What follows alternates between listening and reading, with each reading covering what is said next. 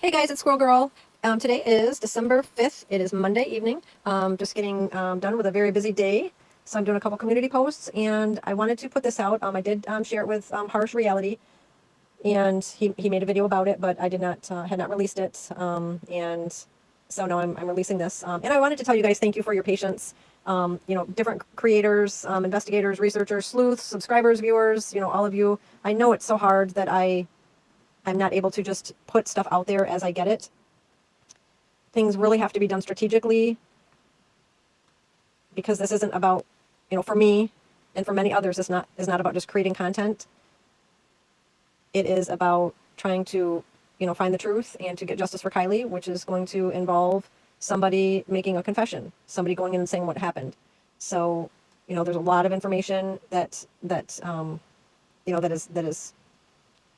I guess in the vault. A lot of things are there, but I can't just put it out there. And I know that's very frustrating for so many people. And I apologize for that, but I can't just go throwing stuff out there because just having everyone on YouTube know doesn't help anything. I've released 2 photos so far of the car. Obviously, I have more information other than just, pictures of the car. But the whole point of me putting those photos out is just to hopefully get the word to the right person there that knows something about what happened and to encourage them to speak and to come up with the courage to reach out to someone and let them know what they know. Because we can theorize all we want about when, what, why, how, but it would be impossible for any of us to try to prove that part of it. Okay, no, there are things that can be proven with evidence, that have been obtained from the car. Different things that we can prove regarding law enforcement cover-up, all those different types of things. But without somebody that actually was there that can say, I saw this person do this, or something like that, it's not possible to get to that next level. So we need to keep praying about that, being positive about that. Whatever you guys are all doing is working. So I appreciate that very much and keep up with that. Sorry, my dog is hacking. But I just wanted to say, I appreciate your patience because I know how frustrating it is. We want to know. And I'm doing my best. Many people are doing their best to get the answers. And I personally want to thank the people that have entrusted me with the information that I have been entrusted with. That I appreciate that because without you, I wouldn't have this information. I am not some special person that has magic powers that was able to go out and get this information. This information was given to me by other people. So I appreciate that. And I'm doing my best to make the right decisions with who I give certain things to. And sometimes I can, make mistakes. I can also have good intentions, but sometimes trusting the wrong people, it happens. So I am doing my best and I apologize for that. Protecting my sources and my information is very important. No matter how much I get bullied or, ridiculed or, just, yelled at my comments about why I don't just put all the information out there. There are reasons because I need to make sure my sources are comfortable with everything that I'm doing. We have to make sure that it's the right timing and that kind of thing. So anyways, blah, blah, blah. So this right here, this is, just a simple screenshot. But this is what Nick sent to me. This was back on November 19th when he supplied this to me. And thank you, Nick, for doing this. This was what Nick showed AWP as showing that, hey, I was there at Boca. I made 15 stops that day. His phone, his personal phone, captured his visits. This right here shows, one was at Boca Lake. This is, Nick's confidence of, yes, I was there, Mr. Manager, because my phone even shows I was there. So we know that one of his managers told him that he wasn't even out there that day. And that was why he was so frustrated, so if you could listen to my video on, the whole conversation with Nick, but you heard much of his information on the AWP video as well. So the purpose of this is just to put out that, he did have GPS. This was showed to AWP. This is why he's so confident that he was there at Boca on August 6th. So, yeah, so just to let you know, his screenshot was longer. It was the full screenshot. So I saw his name, phone number, all of his stuff at the top of the screenshot. And then more location information down at the bottom, which were his stops early in the morning. His day started very early that morning, and it showed like his first 2 locations. I chose to remove those because they are nothing to do with the, with him being at Boca, and I do not want to put out addresses that could be someone's home or something like that, so that things don't get, carried away. Also here, just mentions Village Green Mobile Home Park. This just means that was a destination or a spot that shows up on this Google map. So please do not deep dive into, Village Green Mobile Home Park about anything. Nick does not live there. That is not his home. That is not anything relevant to this. That's just simply a place that popped up. I'm so sorry about my dog. Anyway, so I just wanted to put this out there. Thank you guys so much for your patience. And yeah, and good things are happening. I know less channels are talking about Kylie's case, but that doesn't mean that there isn't anything going on. Okay, so there are other cases that need attention, and that's okay. And quite frankly, with this, there's not a whole lot to keep talking about other than the channels that are doing deep dives on trying to figure out who was there and that kind of stuff. And that's something that I have not got involved in. So I appreciate those that are doing that type of research. That is awesome.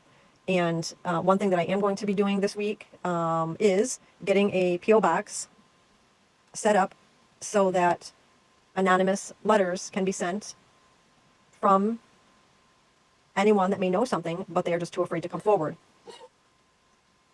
So that is one thing that I'll be doing this week, and maybe that will get some, maybe that will provoke or allow someone to, send a letter without being able to be tracked, because IP addresses can be tracked, people can be traced by phone numbers, that type of thing. So maybe having a post office box that they can anonymously send a letter to will help us get to that next part.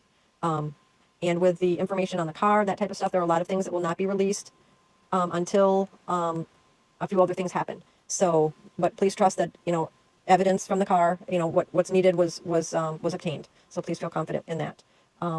Okay, all right, I'm gonna stop babbling now. Thank you very much. I am someone that does research on cases, and I put certain bits of information out to not only be informative at times, but to also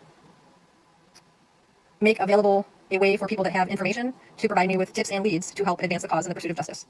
This channel is not monetized. I have never asked for money. I have no skin in this game whatsoever.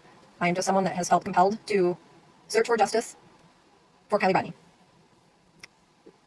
So I appreciate you watching this video. Again, I am not biased to any conclusion. I am just seeking the truth, just as others are. I am in the cover-up / foul play team, I guess you would call it, as there seems to be teams or a division within YouTube. So, in an effort to investigate and to gather all information, the only creator that I idolize is God. I have a very faithful and committed relationship with God. I have tested it many times over my life, starting in my teen years, fighting against any type of authority whatsoever, and time again, God has proved that He is real and that He makes a difference in my life. So as I research cases, I continually go back to Him for guidance and for direction. So I tend to work diligently, but methodically and patiently, so that I do not get hung up in the fast reads of YouTube with feeling like everything has to be put out and quickly, because for me, it is not about entertainment. It is about finding facts that can be used for the proper law enforcement agency to make a case to find justice. I appreciate and encourage everyone that is on YouTube in whatever their capacity.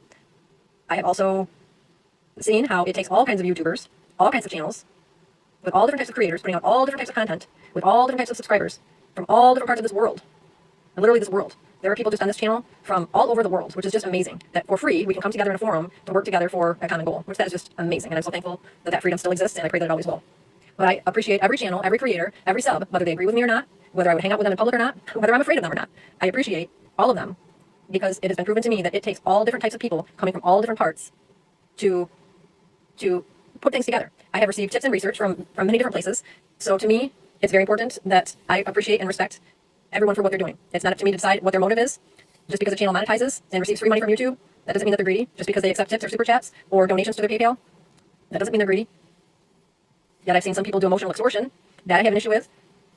But that's between them, and that's their choice. And no one is forced to give. So anyone that chooses to give, they're doing it on their own feelings, and I have no right to tell other people how to spend their money. The majority of the people here are adults and are, capable of making their choices, so I do not get distracted by that. So if you're here watching this video, I appreciate you. Do not feel like you need to subscribe to my channel. If you do, that's great. If you don't want to, that's totally fine. Do not feel like you need to leave a comment. If you have something of value, or if you want to, say something, I do read all of my comments. I respond to as many as I can, but I do read every one of them. So I appreciate that you're here. This video is going to be sharing some information. I'm not going to do commentary on it at this time, because I do not want to cloud or miscommunicate anything. This is information that we have all wanted to know. We didn't know how to find out. I tried everything, was not successful. And then someone in my comments put a verse. I don't remember what verse it is, because I'm not good at remembering that kind of stuff. But it was basically that all knowledge comes from God. And if you want knowledge, ask Him for it. So I started saying, God, I want knowledge about this specific topic. Can you lead me to these answers? These are answers that we need. Can you help? I would go out into the woods, out on my side-by-side, or out on my quad, sometimes just go lay in the grass and look up. God, please give me these answers. Please give me these answers. If it's your will, give me these answers. And believe it or not, I'm not going to get choked up, but I got these answers. Okay? I've had to use discernment, which is critical thinking and judgment on what parts of this to share with whom. Because we know that this is an active, well, maybe inactive, we don't really know, but to us, here on YouTube, it is an active investigation. Okay? It may be closed in Nevada County, it may not be closed in Nevada County. We do not know that, but I do know that there are people that are actively working on this that need helpful information. And part of this conversation led to some helpful information. So I first wanted to make sure that those people had this information and that by me sharing any of this information would not jeopardize anything for them. Okay. So I have information regarding Nick, the roadside assistance guy. There, I said it. On October 28th, he responded back to me. Actually, it was a few days before October 28th that he responded back to me. And we set a date and time of October 28th for a phone conversation. I had a 42-minute phone conversation with Nick, the tow truck driver that was featured in the AWP YouTube documentary. I'm sure you guys all know who he is. I'm going to share with you things that he shared with me that are pertinent to this investigation, pertinent to this research, without my commentary.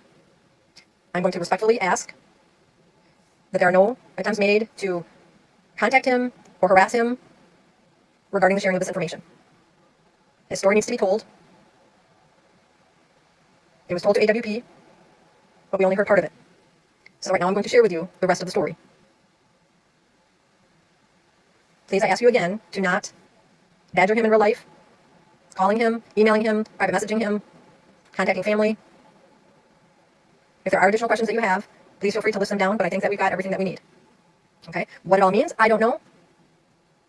But these are his beliefs. This is his story. This is his information. Okay? So I'm going to just kind of read it in list form, and these are things that were stated directly to me in a telephone conversation with Nick, the roadside assistance guy.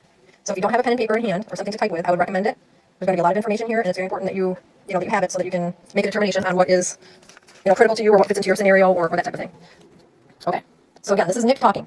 This is not me stating facts. This is not me stating opinion. These are statements that he made to me. Okay? I just want to be clear on that. We do not know if these are factual. These are his thoughts and feelings and opinions. He started right out. First of all, I'll just say that he has been reluctant to speak with anyone. He was praying on it also and felt that I was the one that he was supposed to talk to. So that made me feel awesome. Okay? Because, wow, I couldn't believe I was able, that he, contacted me back and then took my phone call. So that's just amazing. So to me, that was God answering my prayer. Okay, so he started out with, I don't want to be harassed over this. I know people are against me on YouTube and that kind of stuff. And I told him I can't control that and that, that's just how it is. But that I would request that kind of stuff can stop. And I certainly don't want to instigate any of that. And that was why I was kind of hesitant on putting information out. But I just feel that this information is important because there are people working behind the scenes that I'm not even aware of and that, may never even come up in a comment section where this may help someone. But this information is where it needs to be, which is above anyone that I would possibly feel is connected to any type of cover-up. So I feel comfortable with that, or confident with that. Okay, Nick says, I know for a fact she was at Boca. Okay, he just came up with that sentence. I know for a fact she was at Boca. He's talking about that day, that Saturday, August 6th. This is his thoughts and feelings. And keep in mind, this is what he knew. This would be what he told AWP. Because by the time AWP rolled into town, he had already had all of this experience. So this would be the information that he shared with AWP. And AWP only shared parts of it. Okay? Shared parts of it for their own reasoning. And now I can understand why. But this is information. All of this stuff was in his brain, was in his mind before AWP. And he basically reached out to AWP when they rolled into town. Because he was like, something is wrong here. This isn't making sense. So that's why he basically went to AWP to help. He has a huge heart for the mom. He's like, this mother deserves to know what happened to her daughter. So he has a huge heart for the mom.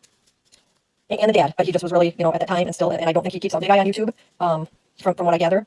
But okay. He says, I know for a fact she was at Boca. There was a problem with her vehicle. It was between neutral and drive. He said, I wish that would have got portrayed better in the show of AWP's because it didn't get communicated right. It wasn't that it was totally in neutral. It was like stuck in between the two. Like her vehicle was turned off. She was not on the side of the road yet. It might have been turned off while she was still driving. Almost like she was in some sort of distress, or there was some type of distress between the two of them, and her vehicle was turned off or tried to be slammed into another gear or taken out of gear. Those are his own words.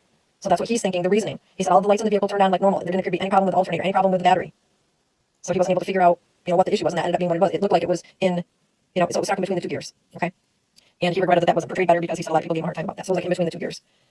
I asked him if he knew the kids from Truckee. Specifically, I named a couple names, and he said, no, I don't know any of them. I don't know any of these kids from Truckee. So that's what his word was. I do not know any of these kids from Truckee, and I gave him some names, and he did not recognize those. Okay, and again, this is what he's saying. I tried to ask good questions. He had no idea about the fire cam footage. He had never heard about it. And it kind of blew his mind because he was like, well, how can that be? Because I saw her Saturday. Okay, so take that for what it's worth. He wanted to know if I knew what gear the vehicle was in when it was found underwater. So he has the same kind of questions that we do. So that tells me that either AWP didn't know or they didn't tell him because they spoke to him, he had spoken to them, to Nick. I'm sorry, to Doug. So Nick has spoken to Doug or texted or some type of communication since then. But Nick, the tow truck driver, roadside assistance guy, does not know what gear it's in. And that's one thing that he would like to know. One thing we would all like to know that we may not ever know unless we see the actual CHP report. He didn't know who Jared was when I mentioned Jared about something. He didn't even know. He was like, who's that? Because I said, well, according to what Jared said on the search channel, it sounded like it may have been a neutral. And he was like, Jared who? And he didn't know who Jared was. So, and then he referred to Doug as the one with the beard. So that tells me, even though I said I wasn't going to give my commentary on this, but my first thought was, okay, so in the video with AWP, he was introduced as a long-term member and supporter of AWP. Well, was kind of weird because if you were a longtime supporter of AWP, you would know who Jared is, and then I would think you would know Doug by name. So that may have been like put into the video, but maybe he was not a, as long-term of a member or supporter of AWP as kind of what was portrayed. But he didn't know who Jared was, and I don't think he still knows who Jared is. And he referred to Doug as, the one I talked to, the one with the beard. He said the most disturbing thing to him, or that he can't wrap his mind around, is that of all the people that tried contacting him, both the mother and the father were the two that he would have answered the phone to and that he was hoping would contact him. Okay? So that just blows his mind, and still to this day, well, as of October 28th, that's when I had this whole conversation with him, he didn't understand why all these other people are trying to contact him. But, both Lindsay and Daniel failed to do so. So, with that information, I am working to connect Daniel directly with Nick.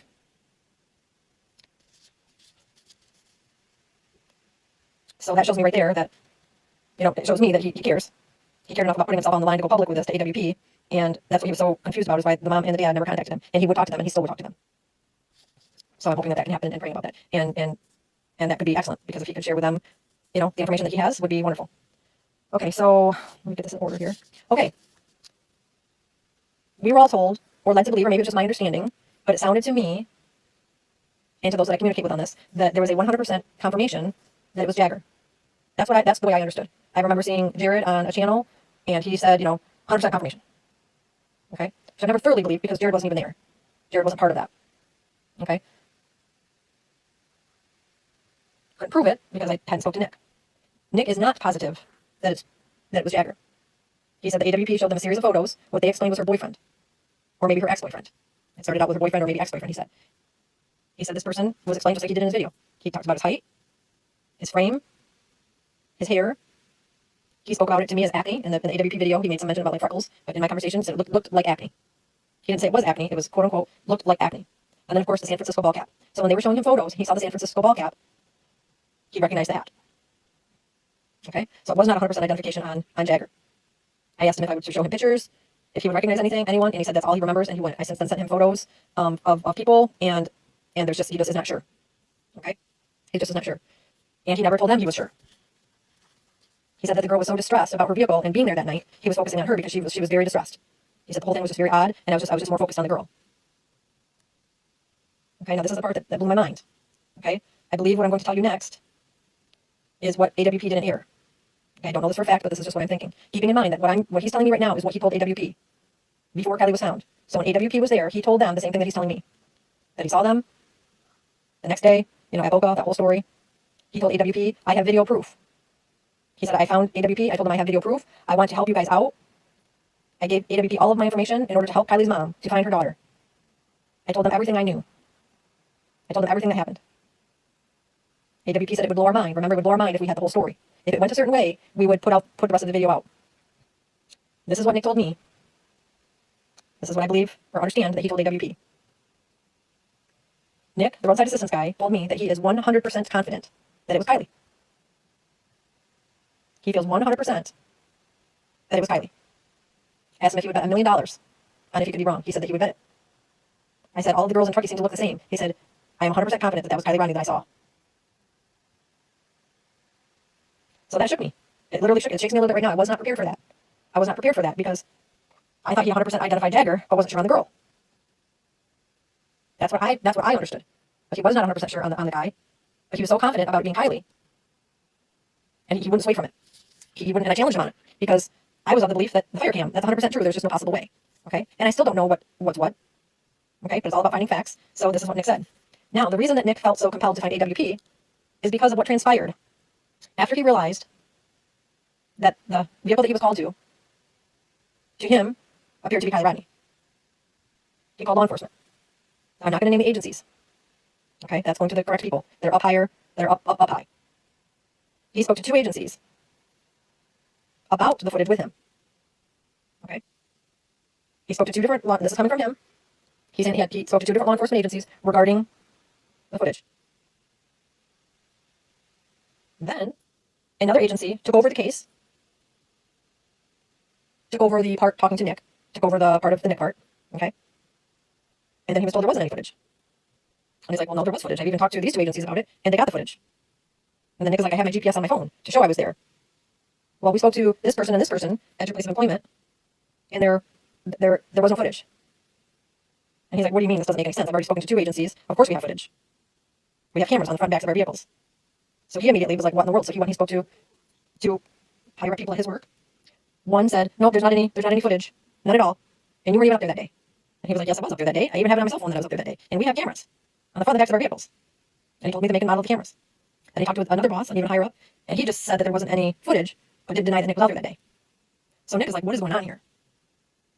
What is going on here? Because I know that there are cameras, because I'm in the vehicle. I know it's recorded.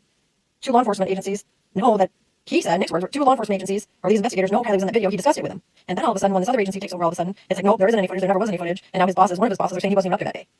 So he is like, what's going on? He then, after not too much time, found another place of employment, put in his 2 weeks' notice, worked there, and then went to a new position somewhere else. That is verified. He did not get fired. That I was able to verify. Funny thing is, so to verify some of this stuff, so I contacted, and this was really weird, but I contacted, first I wanted to prove that there are cameras. So I did research on the camera company. I did research on, what they look like, and immediately I got a hold of Cece at CCTV because she lives over in the area. And I said, hey, can you do me a favor? Couldn't tell her why, couldn't tell her what for, couldn't tell her, but hey, can you go to, this address and track down these trucks? He gave me the truck numbers that he drove, and see if there are cameras. And sure enough, there are cameras. And she put a live video out about that. There are cameras in the front of and the rear of the vehicles.